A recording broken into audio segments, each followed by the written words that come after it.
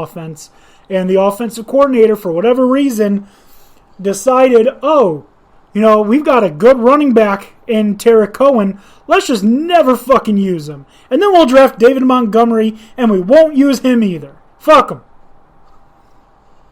So, I feel like the Bears are doing absolutely nothing to put Trubisky in a position to win.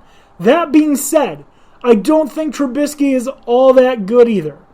So, who's to say Trubisky even starts? And there is the other host of this shit show, Tony. Tony, how you doing tonight? Not doing too bad. Wild Tony has appeared. Yeah. Oh man, someone been playing Pokemon Go? A little bit of weather today. Pushed my tea time back out till 5. Sorry. Anyways, yeah. Mitch Trubisky is the expected starter because who the fuck knows why? It really should be the fucking Super Bowl winning quarterback that I think would be the favorite.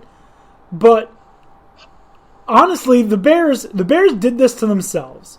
All right. Yes, Khalil Mack is a great fucking player, but you gave up too much to get him, and he hasn't really shown how good he can be in Chicago. And then again, like I said, the Bears just really haven't put Trubisky in a position to succeed. They draft 2 stud running backs within, 3 years of each other? Cohen and Montgomery drafted within 3 years of each other. And they both show flashes of brilliance. Not just they could be good. They show flashes of brilliance. And then they just don't fucking use them. It just doesn't make sense. I can't blame it all on Trubisky when the Bears play calling is shit. That's true, but the Bears are also playing down a lot. And when you're playing down a lot, you can't use a lot of those weapons that you have because they know that they're going to take away those particular weapons. I mean, they did save a ton of money by drafting Trubisky instead of Mahomes. Yeah, Dan O'Shea already said that he saw something on Twitter about how they saved $500 million. Yeah.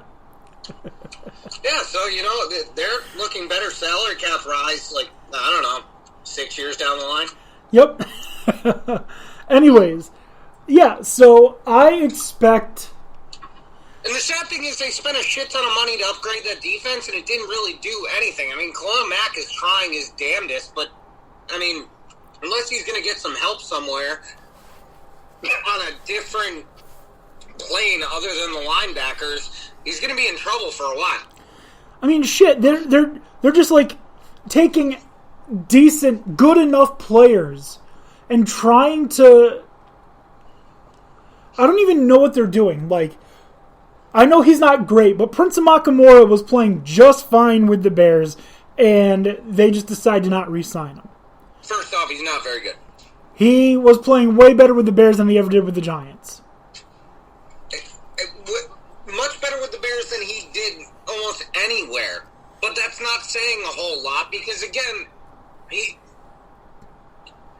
was one of those Ohio State stars that looked good and had flashes of brilliance, but he was never Nebraska, that was never... You can't depend on him on every down. Right. But what do the Bears have now that they can depend on? But the Bears are just average in general. I mean, even when they went to the Super Bowl, they were fucking average. I mean, aside from a couple miraculous plays that allowed them to be in the position to do that, they weren't a great team. They were monsters on defense, though. Right, and that's the same model that they're using now, but they're not building the defense the same way. Right, they're failing the execution. Have a quarterback that's capable, but if you're not going to give him many weapons, and you're not going to use those weapons, and you're not getting game scheme for him, then what's the point of the weapons? Exactly. It doesn't make any... you can put any player you want on a shit team, and they're not going to turn that team around because they're shit. Chuckles, who's the second other quarterback on the Bears? Nick Foles has a chance of winning over that job because he can make shit happen when everything breaks down. I think he will. I don't know that Trubisky can do that. Trubisky's going to start the season, and I don't know that he finishes it. no, within 4 weeks, I bet Nick Foles is the starting quarterback. Yeah, if we had a regular preseason, I would have expected Nick Foles to start the season. Without that, I think they'll still give Trubisky the nod, but yeah, they probably will give him the nod, but I think that saying 4 games is the over. Yeah, 100%. What was Chuckles saying? Nick Foles is starting what? Nick Foles is starting game 1. Nick Trubisky has blown his chances way too many times. Okay. I disagree. So I agree that that's how it should be. I don't agree that that's how it's going to be. But, yeah, so Nick Foles, that trade, just it blew my mind that they brought in a player like that who's making that much money to be a backup to Mitch Trubisky. I don't see him being a backup very long, obviously, as we've discussed. Yeah. Now, the next big trade, the Minnesota Vikings acquire a 2021 4th-round pick, a 2020 first-round pick, a 2020 5th-round pick, and a 2020 6th-round pick for Stephon Diggs and the 2020 7th-round pick. The Bills get Diggs. The Vikings get picks. Dan Beebe, you're a Bills fan. So what are your thoughts about Stephon Diggs playing for the Buffalo Bills? I like it. You like Hopefully it? Hopefully doesn't get caught up in any other, team drama to bring down his performance, I'm hoping. Yeah, so he is one of those wide receivers who've always been on the cusp of great wide receiver to a top wide receiver. He's straddling that line. I don't think I'd put him as a top wide receiver yet, but we'll see what he does with the Bills. If he can take the Bills deep into the playoffs, then I would think that, if he has a great season, now there's no one really for him to argue that he's not getting catches because they're doubling and leaving Adam Thielen open. Adam Thielen's not with him anymore. So for him, it's time for him to put up or shut up. And I think he's going to put up. I think that the Bills are poised for a deep playoff run. And I think that with a real weapon, you're going to see Josh Allen show why he was a first-round quarterback.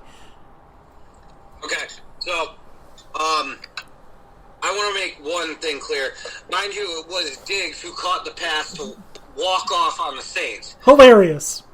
That being said, I'm yielding my time to another Bills fan in Chuckles, and he can give you his opinion on that trade because he knows it better than I do. Hell yeah, Chuckles! What's up, guys? What's going on? Oh, I can't believe you guys brought this up. I'm so glad that Tony came in on this as he did, because once you started reading off the draft picks, I'm just sitting here getting giddy about the Stephon Diggs trade. Yeah, so the draft picks ended up being Justin Jefferson, who just an incredible wide receiver. But again, same argument that I made with Amari Cooper. I'd rather have a young wide receiver that I know is battle-tested and is a great wide receiver as opposed to a rookie. Oh, absolutely. I've said that from the get-go for almost any position player. I would much rather take someone that's proven than rely on the draft. If you get a diamond in the rough like Ezekiel Elliott or like Saquon. Barkley. You can't really pass on something like that. But other than that, I'm all about someone proven already. And Yeah, for me, who expected a 6th round pick to be in the argument for greatest football player of all time?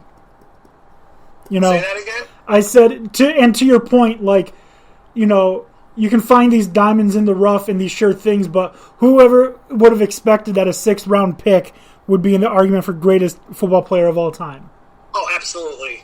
You know, that's the case with the draft. It's always the diamonds in the rough that make the history. I mean, the '96 class of wide receivers.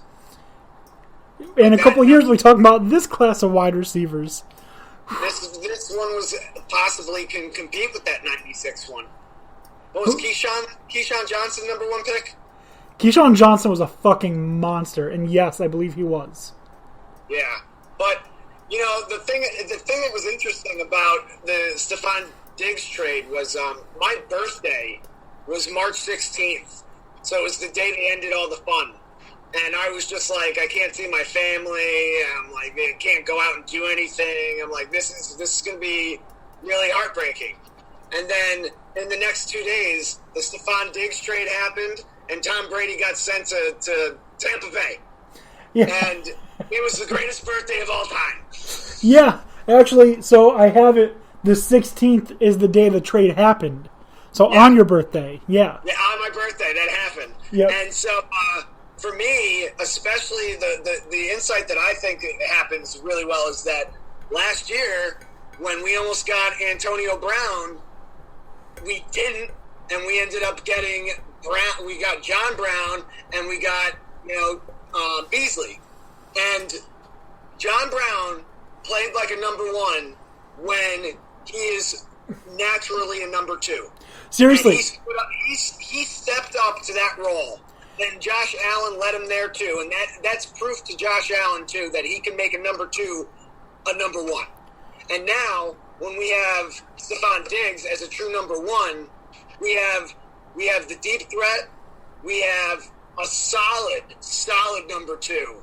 And we have one of the best route runners in the league right now. When he was arguably, in my opinion, one of the top 5, if not top 3, wide receiver cores in the whole league. I would absolutely agree with that. Cole Beasley was the top slot guy in the NFL when he was with the Cowboys. The most dependable wide receiver in the NFL. So Absolutely. I was so agree. glad when we got him. I was so happy. And to think that we got those two instead of Antonio Brown, thank God. Yep. Antonio Brown might be going back to the Patriots. Yeah, okay. Well, another Make-A-Wish situation. No, in all seriousness with Antonio Brown, though, joking aside, I said from the get-go the way he was acting and the way he was reacting to certain situations, it seemed almost like magnified than Chad Johnson. So, not Chad Johnson, I'm sorry, Brandon Marshall. And I thought there was something going on, like, mentally that he needed treatment for, and no one was looking out for him. And I think that, he got the right people around him, and there was guidance from the NFL, and they sent in, mentors and whatnot, and I think that he got the help that he needed. And if he can come back and make a solid run again, he's going to be a threat. But, if he goes back to the situations he was in before, he's going to run into more trouble. When Josh Gordon tells you have a problem, you have a problem. Yeah. Yep. Yeah. But thank you. Thank you for coming in on that and giving us your insight. No problem. I'll talk Bills anytime. Woo! We're going to playoffs! From the Buffalo Bills. Playoffs? You talking about playoffs? From the Buffalo Bills to another Bill, Bill O'Brien traded DeAndre Hopkins to the Arizona Cardinals. Oh, we went through this one already. LOL, done. For David Johnson and a couple of picks. Like... Walking one with a couple picks. The picks... So, the Cardinals got DeAndre Hopkins and Rashard Lawrence. The Texans got David Johnson 2021 fourth round pick and a 2020 second.